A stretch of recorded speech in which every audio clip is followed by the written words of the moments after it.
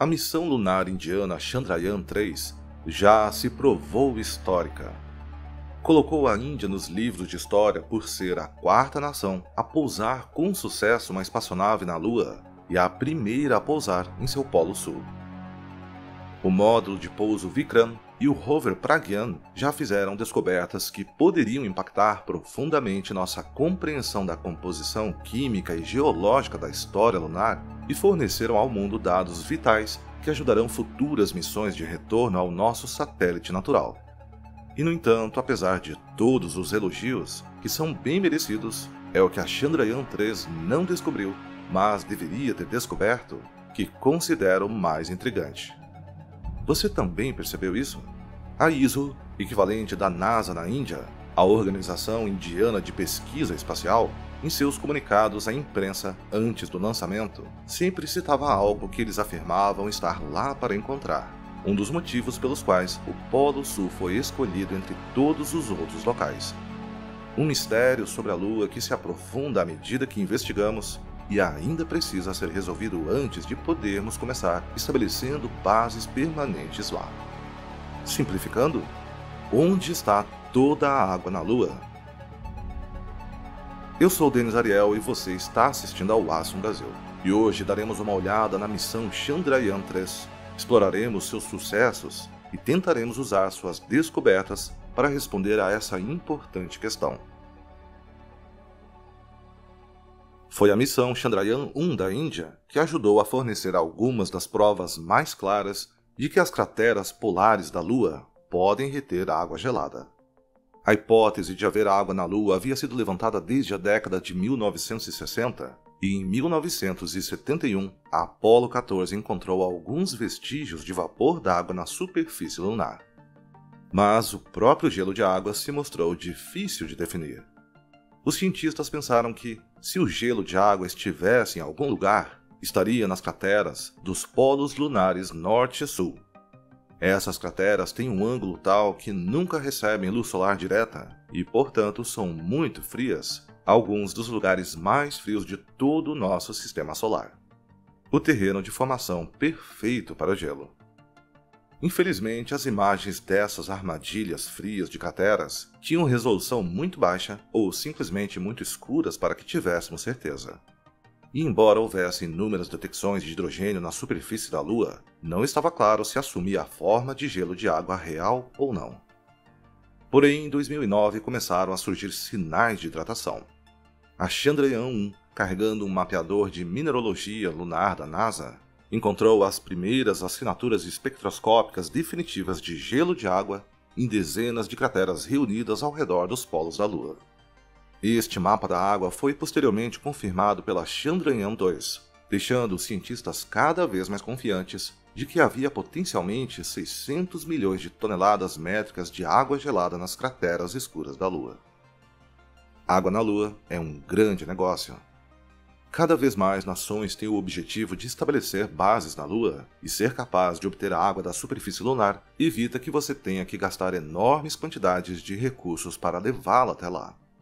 A água é vital para a vida humana, mas também pode ser decomposta em hidrogênio e oxigênio, ingredientes úteis para combustível de foguete, ou uma atmosfera respirável em sua base lunar. Portanto, não deveria ser surpresa que, quando a Chandrayaan-3 começou a se dirigir em direção à Lua, de acordo com as publicações da mídia, esperava encontrar água gelada. A Chandrayaan-3 foi lançada em 14 de julho de 2023. Era composta por um módulo de aterrissagem chamado Vikram, um pequeno veículo espacial chamado Pragyan e um módulo orbital que transportava os outros dois componentes através do abismo do espaço. No dia 23 de agosto, pousou na Lua, bem no início de um dia lunar. Mas o tempo não estava ao lado dela. A Chandrayaan-3 foi uma missão surpreendentemente econômica. Embora os lançamentos da missão Artemis da NASA custem em média 4,1 bilhões de dólares cada, toda a missão Chandrayaan-3 custou apenas 6,15 bilhões de rúpias, ou cerca de 75 milhões de dólares. Ironicamente menor que o custo de produção de muitos filmes espaciais modernos de grande sucesso. Talvez Hollywood devesse considerar filmar seu próximo filme lunar no local. No entanto, esse orçamento mais baixo trouxe limitações tecnológicas. Quando a noite lunar caísse, Vikram e Pragyan seriam submetidos a temperaturas de 120 graus Celsius negativas, temperaturas que não foram projetados para sobreviver. Um dia lunar dura 14 dias terrestres. A missão Chandrayaan-3 precisaria completar seus principais objetivos nesse período, já que suas chances de sobreviver até o dia seguinte eram mínimas. E assim, Vikram baixou sua rampa e Pragyan, o veículo espacial, ligou-se e desceu para a superfície da Lua. Pragyan é um veículo espacial de 27 kg e 6 rodas, equipado com um espectrômetro de raio-x de partículas alfa para analisar a composição química da Lua, disparando radiação nela e vendo quais comprimentos de onda retornam, e um instrumento de espectroscopia de ruptura induzida por laser, que faz algo semelhante, mas desta vez disparando um laser no alvo de interesse e analisando os comprimentos de onda de luz que são liberados pelo plasma resultante. Essas duas ferramentas juntas seriam suficientes para que Pragyan tentasse encontrar água ou qualquer outra substância interessante, confirmando para os cientistas sua composição de uma vez por todas. E assim começou a trabalhar implantando ambos os instrumentos no terreno próximo. Em poucos dias os resultados começaram a chegar. Alumínio, cálcio, ferro, cromo e titânio foram encontrados na superfície da Lua, junto com outros elementos interessantes como o oxigênio. Os cientistas indianos ficaram muito entusiasmados com a primeira medição de enxofre no polo lunar. O enxofre é um elemento interessante de encontrar, pois nos ajuda a entender a evolução da Lua ao longo do tempo e indica que costumava haver atividade vulcânica na região. Mas apesar de todas essas descobertas, havia um elemento importantíssimo e totalmente ausente na análise: o hidrogênio. Pragyan partiu para explorar lugares mais distantes. A orientação do veículo espacial foi feita manualmente por cientistas na Terra, olhando pela câmera de navegação a bordo. Isso teve que ser feito com cuidado, pois o atraso do sinal entre a Terra e a Lua significava que as ordens para o veículo espacial atrasavam um pouco menos de 3 segundos, tempo que poderia fazer toda a diferença para evitar o capotamento do pequeno veículo espacial de 6 rodas. E de fato, isso quase aconteceu. No início da jornada, o veículo espacial teve que parar rapidamente para evitar cair em uma grande cratera de 4 metros que os cientistas inicialmente não haviam percebido que estava lá. Eu digo rapidamente, mas a velocidade de movimento do Pragyan foi de 1 centímetro por segundo, dificilmente o mais rápido dos velocistas. Ao longo de suas 2 semanas de vida, Pragyan não viajou mais do que 100 metros de Vikram. Felizmente, a cratera foi detectada a tempo e os cientistas conseguiram dar meia volta e escolher outra rota. No entanto, quando você olha para a rota de Pragyan, percebe que houve um segundo momento em que não desceu até uma cratera que encontrou, em vez disso optou por dar a volta. Nenhuma foto desta segunda cratera está disponível no momento, então nos resta concluir que nenhum gelo foi localizado lá.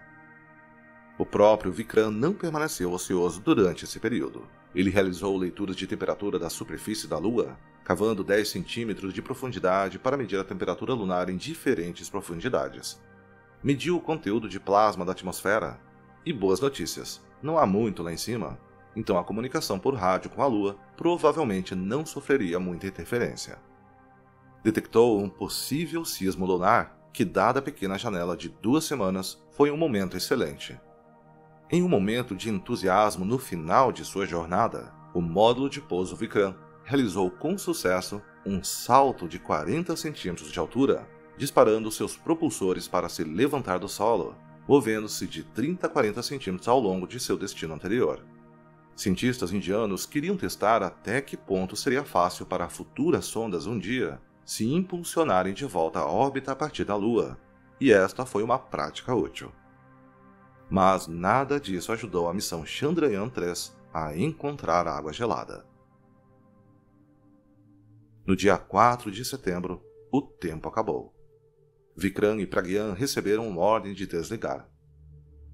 Os cientistas da ISRO esperavam poder acordá-los novamente quando a noite terminasse, mas essa esperança provou ser infrutífera. Os 2 exploradores lunares se comunicaram com a Terra pela última vez. A ISRO e a comunidade científica em geral elogiaram seus esforços e consideraram a missão um sucesso. E de fato foi, já que a Índia obteve dados em primeira mão da Lua que seriam extremamente úteis na construção de uma imagem das condições de seus polos, além de promover nossa compreensão da história lunar. No entanto, isso definitivamente levanta um mistério. Quando ouvi pela primeira vez que a água gelada tinha sido detectada na Lua, visualizei em minha mente lagos de gelo congelados ou possivelmente altos penitentes. Talvez uma leve geada, já que o vapor da atmosfera da Lua acabou preso nessas crateras escuras, congelando na superfície e acumulando-se com o tempo.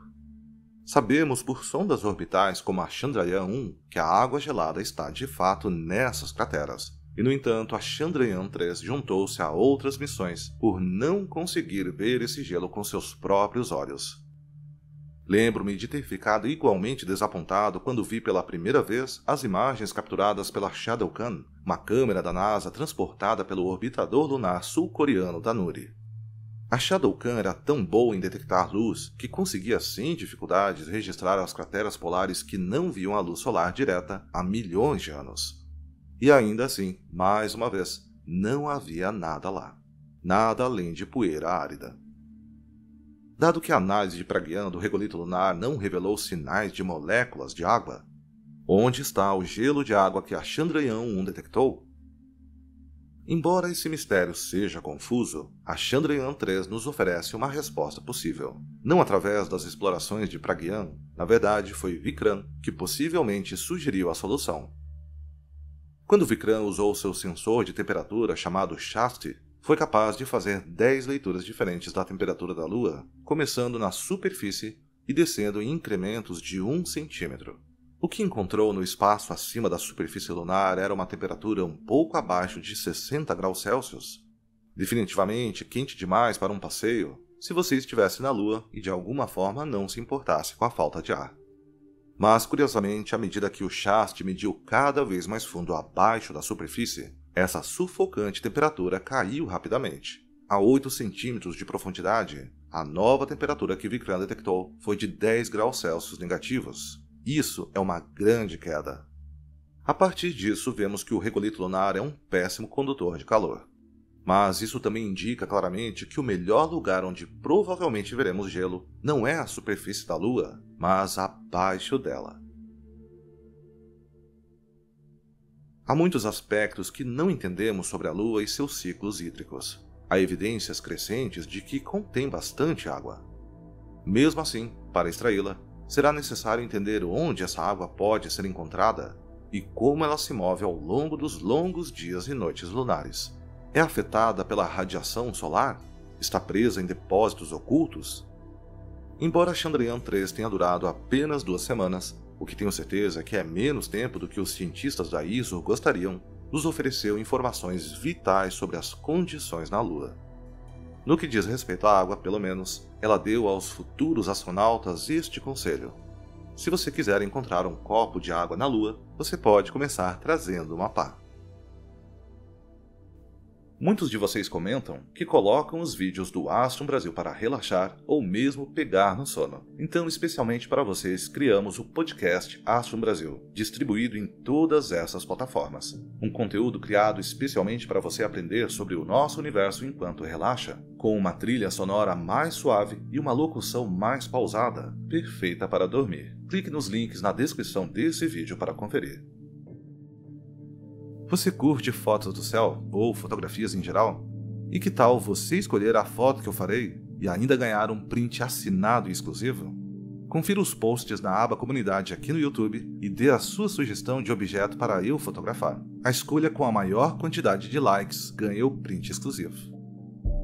Você gosta dos temas que abordamos aqui no Astrum Brasil e deseja ajudar o projeto? Ou então quer ter acesso antecipado a todos os vídeos do canal, sem interrupções ou propagandas? Então conheça o Clube de Canais aqui no YouTube. Além de ajudar financeiramente o Astrum Brasil, você também terá acesso a conteúdo exclusivo, como acesso antecipado aos vídeos semanais e lives exclusivas para membros e apoiadores. Um especial agradecimento aos nossos queridos membros e apoiadores que todo mês ajudam o canal a se manter. Muito obrigado e até o próximo vídeo.